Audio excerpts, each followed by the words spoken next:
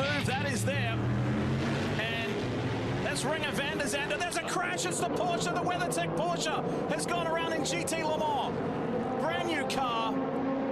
Big effort for these guys this year. That is not the way they wanted to start the race. Very lucky, though. Let's see how this happened. Kevin Estra. Second car on the right back. Oh, he gets hit by the Rahal Letterman Lanigan BMW. Yeah, that's Bruno Spengler aboard that Notiauto liveried car. So he gets into the back of him, turns in. There'll be a penalty for that one. Oh, my goodness. Man, there was some hard contact there. It'll be interesting to see if there is any damage to either of these cars. And Dale, you don't want to get into any argy-bargy at this stage of the game as we see a LMP3 car. That's the 747 Motorsports LMP3 car turned around at the International Horseshoe. Easy to get done there with the traffic as it funnels down. Good patience there to get that thing turned around, wait on everybody to go by. That's Ryan Norman behind the wheel. Another car here having trouble off the racetrack. Wonder if that's who had contact. Looks like that right front suspension may be damaged. Yeah, that's Kranz. This will tell us. Oh, looks like there could have been 3 wide there. Yeah, I think he might have broken a toe link.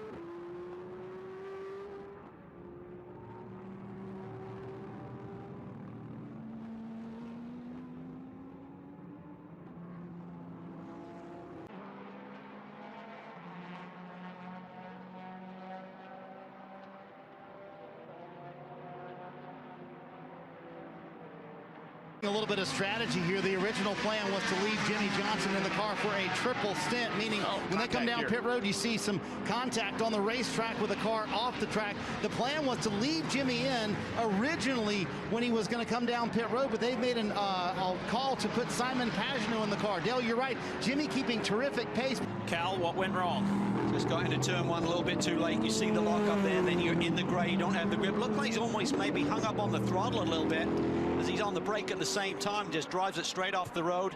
Quite a bit of damage to that right side suspension as it was crabbing off when he get back to the racetrack. As far as road course racing is concerned. Now Rick is developing programs across all forms of motorsport as the 21 Team Netherlands car, the LMP2, is into the wall. Rick, by the way, is planning to continue in NASCAR, and I think I can say with enough confidence, sources are telling me, Cody is also going to be driving. Pagenaud is going to go to the outside and roll this corner. Oh, we've got a big crash here. The back of the bus stop. Greasy GT Le Mans car, the number 62 car, is up and away quickly. Some contact, probably in the braking zone. Maybe a miscommunication. Yeah, here's how it happened. Big commitment down to the inside by the Risi Ferrari. James Collado, that was a risky move. Have a listen. It's down in the dirt there. Yeah, just a poor decision on that braking zone for the Ferrari to go. That was just a bad angle on entry. Look at that. Just not going to be able to make the corner.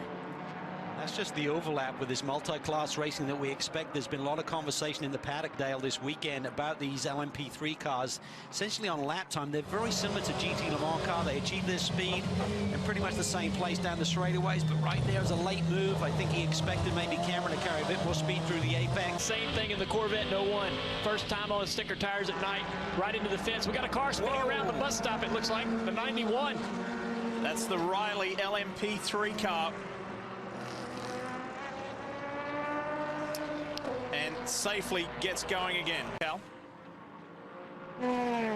Spinning on entry to the bus stop. All by himself there, so just got a bit too much weight on the nose as he turned in. Been on board from the 3 car, look up ahead. It looked like he's wide, actually. From that angle, he was nowhere near the apex. Probably just missed his marks there, Dale. Then try to get it turned in.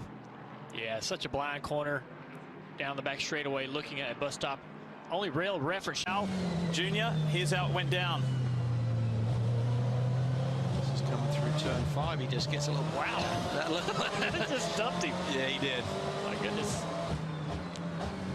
sure what happened before that, whether he's a little frustrated with maybe getting blocked, but either way, you know, that's going to draw a penalty, and that costs you 45 seconds, and you're also risking damage to the car. So that 24 car is...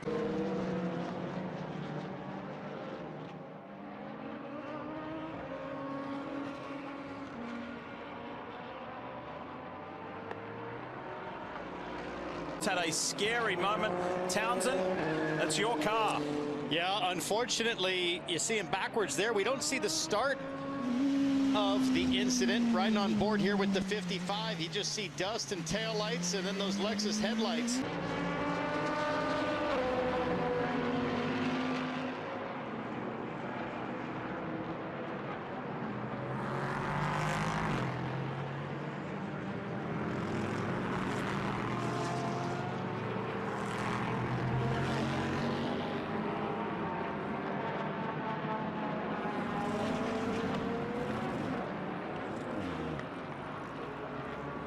They've got some aerodynamic issues.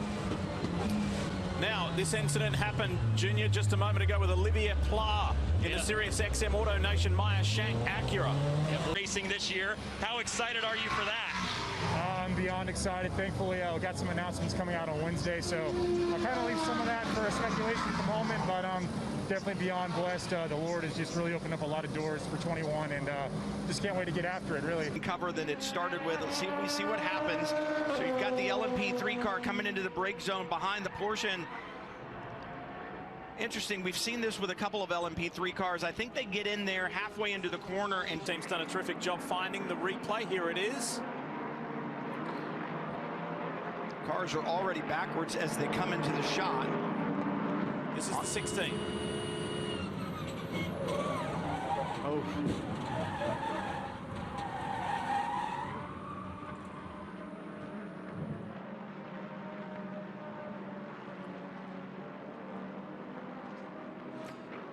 Yeah, I mean, it's really hard to see where it begins, but I don't think that was a connected incident. It was down at turn number 6. Oh, well, I say that. And of course, side-by-side contact between those two cars at turn 6. Jeremy Shaw is in 5th position, but another 47 seconds back. That's how it stands. And we've got a problem out on the racetrack. That was Nico Lapierre that's just left the pits in that 52 Wins sponsored machine, and he's had contact. That was your Mazda in-race update. Great love call, the tape apes. Out of the pits.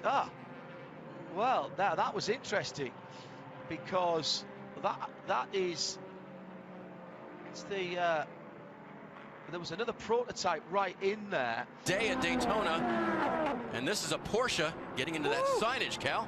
That's the WeatherTech Porsche getting into the WeatherTech sign. That was a big slide there through the bus stop. Pretty wild there. Kevin Estra behind the wheel. Yeah, he was overcooked right from entry, it looked like. Yeah. I mean, oh yeah. He was drifting. Kevin's Rolex 24 has been an adventure, starting with the start. I would think so if you look at the trend so far in this race, but right now it's all about the battle for the lead. Kobayashi down on the inside, deep on the brakes, they touch! Around goes Kobayashi! That was just taking it over the line there a little bit. AJ Allmendinger now on the attack. Kobayashi has to respond here. I'm not sure there'll be much damage. It should just be the delay. May have flat spotted the tires, but that's just too much aggression at this stage of the game with today. Here it was coming through the tri-oval. Kobayashi looking to the inside, the car on the right. Just not too late there, Cal. Yeah, there wasn't really enough room. He dropped that left side. You saw the dust kick up, and you're just going to lose a little bit of grip. And that's such a tricky braking zone anyway. And when you've just got a little bit of turn in the wheel and you're still hanging on the brake pedal a little bit longer than normal, that's going to turn the car around. Watch that. He has to get on the grass there. Just crosses that white line. Van der Zande lucky that he didn't get turned as well. These two drivers who are both going for 3 straight overall, they used to be teammates, now competing against each other. They know each other's tendencies.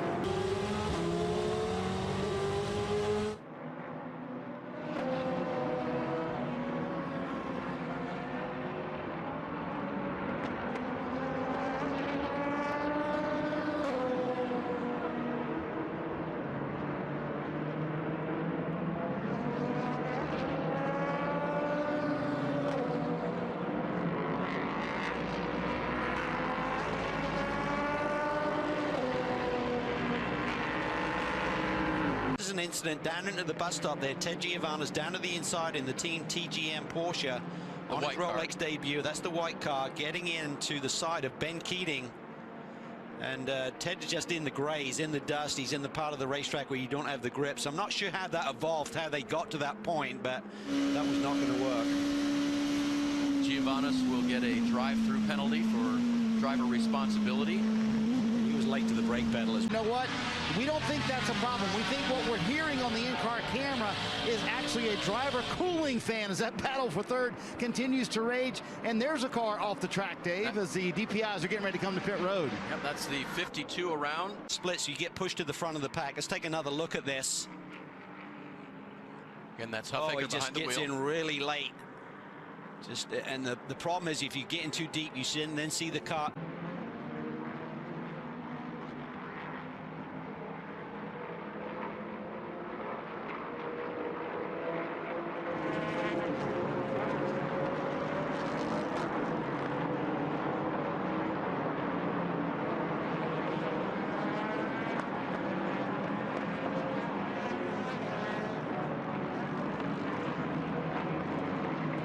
The 21, Cressoni really trying to put the pressure there on Ellis in the Mercedes. Ellis, remember, a rookie in this event. And down to the inside, they're going to make contact. And around goes the 21, Cressoni, and into the tire barrier barely. Cressoni was trying to squeeze Ellis there in the brake zone, hold him tight. Ellis got a little squirrely. There was contact, the Ferrari into the wall.